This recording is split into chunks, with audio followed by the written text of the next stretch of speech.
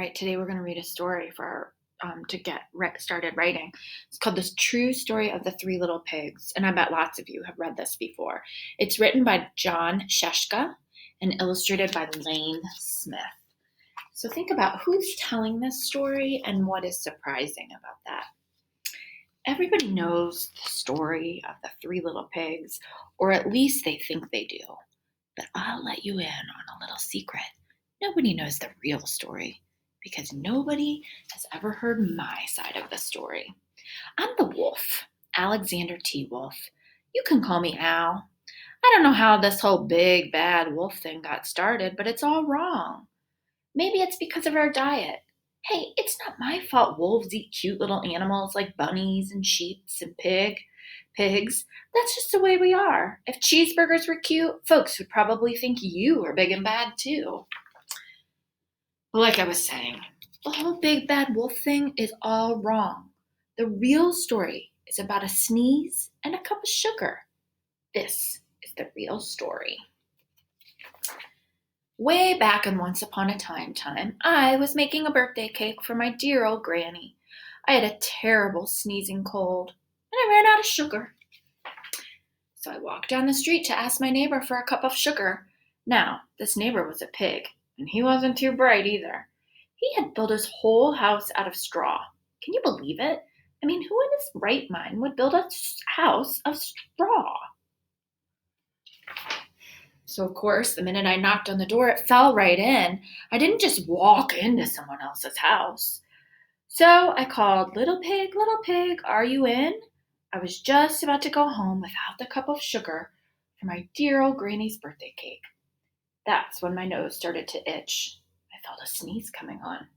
Well, I huffed and I snuffed, and I sneezed a great sneeze. And you know what? The whole darn straw house fell down. And right in the middle of the pile of straw was the first little pig, dead as a doornail. He had been home the whole time. It seemed like a shame to leave a perfectly good ham dinner laying there in the straw, so I ate it up. Think of it as a big cheeseburger just lying there. Well, I was feeling a little bit better. I didn't have my cup of sugar, so I went to the next neighbor's house. This neighbor was the first little pig's brother. He was a little smarter, but not much. He had built his house of sticks. I rang on the bell of the stick house, and nobody answered. I called, Mr. Pig, are you in? He yelled back, Go away, Wolf, you can't come in. I'm shaving the hairs on my chinny chin chin. Well, I just grabbed the doorknob when I felt another sneeze coming on. I huffed and I snuffed and I tried to cover my mouth, but I sneezed a great sneeze. And you're not going to believe it, but this guy's house fell down just like his brother's.